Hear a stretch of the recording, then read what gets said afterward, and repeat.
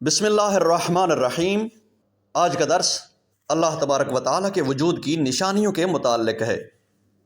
اللہ تعالیٰ کا وجود برحق اور لا ریب ہے۔ ہم اس ذات پر ایمان رکھتے ہیں اور یہ وسیع کائنات اس کی نشانیوں سے بھری ہوئی ہے کہ اس کا کوئی بنانے والا ہے۔ اللہ تبارک و تعالیٰ نے بھی آسمانی تعلیمات میں یہی لفظ پیش کیا کہ آسمانوں اور زمین کی خلقت میں اس کی نشانیاں ہیں۔ یا ارشاد فرماتا ہے، اس کائنات میں اور انسانوں کی جانوں میں ہم ایسی نشانیاں دکھائیں گے یہاں تک کہ ان پہ روشن ہو جائے کہ پروردگار حق ہے۔ اور جو نشانیاں اللہ تبارک و تعالیٰ کے وجود کا پتہ دیتی ہیں، انہی نشانیوں کو دلیل کہا جاتا ہے۔ دلیل یعنی ایسی چیز جو آپ کی رہنمائی کرے۔ جیسے آپ اپنی گاڑی پہ سفر کرتے جا رہے ہوں اور راستے میں لگے سائنس بورڈ کو فالو کرتے ہوئے اپنے راستے کا تعین کرتے جائیں تو وہی سائنس بورڈ آپ کے رہنما اور دلیل قرار پاتے ہیں۔ اسی طرح اللہ تعالیٰ کی نشانیاں بھی اللہ تعالیٰ کی ذات کی طرف رہنمائی کرتی ہیں، اور اس رہنمائی کی وجہ سے کائنات میں پائی جانے والی نشانیوں کو دلیل کہا جاتا ہے۔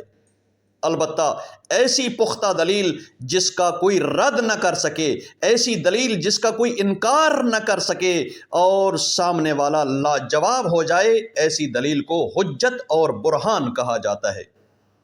اللہ تعالیٰ کی ذات پر پیش کیے جانے والے دلائل اور براہین بہت زیادہ ہیں جو فلسفی اور کلامی کتابوں میں تفصیل سے ذکر ہوئے ہیں، مگر ہم بہت ہی مشہور 4 براہین کا ذکر کریں گے: برہان نظم، برہان حدوث، برہان علت اور برہان امکان۔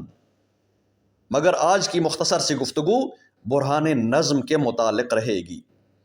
برہان نظم یعنی ایسی دلیل کہ جو کائنات میں پائے جانے والے نظم و ضبط کا سہارا لے کر یہ بیان کرتی ہے اور گواہی دیتی ہے کہ اس کائنات کا کوئی بنانے والا ہے۔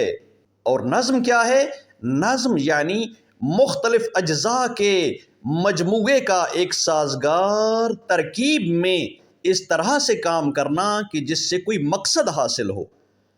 کسی بھی نظم میں یہ 3 بنیادی عنصر ہیں: نمبر 1، مختلف اجزاء کا ایک مجموعہ ہو، نمبر 2، ان اجزاء میں پائی جانے والی کارکردگی بالکل ہم آہنگ ہو، اور نمبر 3، مختلف اجزاء کی کارکردگی سے کوئی نیا مقصد حاصل ہو۔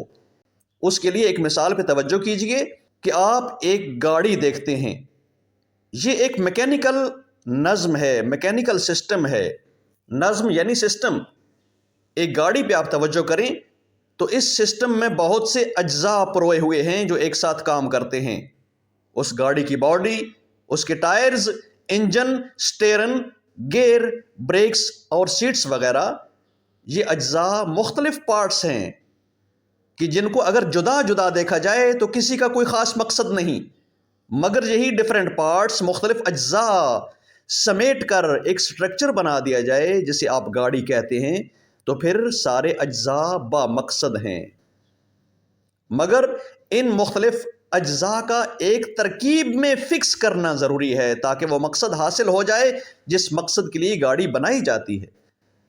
جس طرح ان مختلف اجزاء کا ایک ترکیب میں فکس کرنا ضروری ہے، اسی طرح ان اجزاء کا اپنا اپنا رول اور کردار ادا کرنا ضروری ہے۔ یعنی ان کی فکسنگ اور سیٹنگ ٹھیک ہونی چاہیے تو گاڑی کا مقصد حاصل ہوگا۔ یہ میکینیکل سسٹم کی ایک مثال۔ اسی طرح کائنات میں ایک نیچرل سسٹم بنایا گیا ہے۔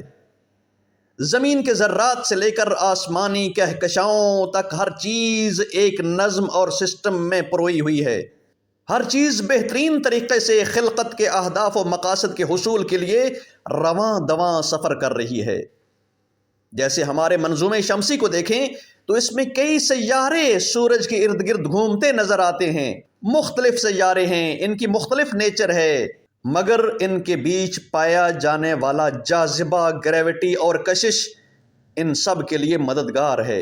اگر ان کے بیچ کا جاذبہ ختم ہو جائے یا ان کا دافعہ ختم ہو جائے تو ہر سیارہ نابود ہو جائے۔ منظومہ شمسی کے تمام سیارے ایک خاص نظم اور ترکیب سے کام کر رہے ہیں، اور یہ منظومہ شمسی کسی خاص ہدف اور مقصد کی جانب رواں دواں ہے، جس کے متعلق اللہ تبارک و تعالیٰ کا ارشاد ہے وَالشَّمْسُ تَجْرِي لِمُسْتَقَرٍّ لَهَا، سورج اپنے خاص ہدف کی جانب بڑھ رہا ہے، اور اس خاص ہدف کی طرف رواں دواں ہونے کے ساتھ ساتھ یہی سورج زمین پر بسنے والوں کے لیے زندگی کی کرنیں فراہم کرتا ہے، اور زمین کو سورج کی روشنی سے زندگی کی رونق ملتی ہے۔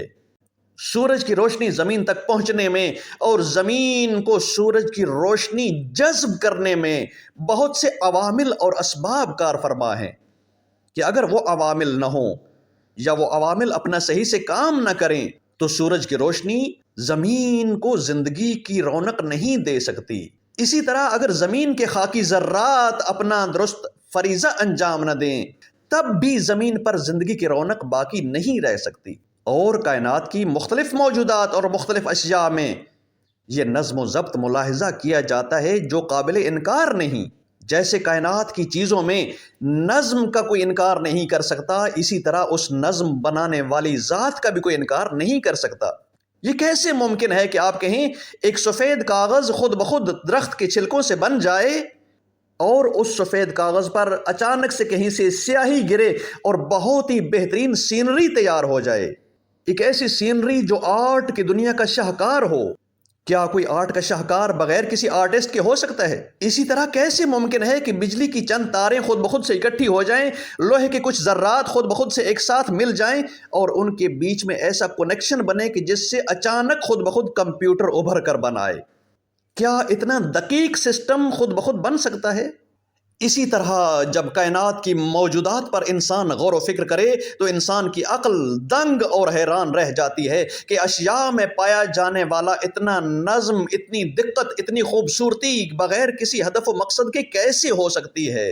بس جس طرح غور و فکر کرنے کے بعد موجودات میں پایا جانے والا نظم انکار نہیں کیا جا سکتا، اسی طرح اس نظم کو بنانے والی ذات کا بھی انکار نہیں کیا جا سکتا۔ جو انسان کائنات میں موجود نظم کو سمجھ لے وہ نظم بنانے والی ذات کا بھی اقرار اور اعتراف کر لیتا ہے، اسے کسی مزید دلیل کی ضرورت نہیں رہتی۔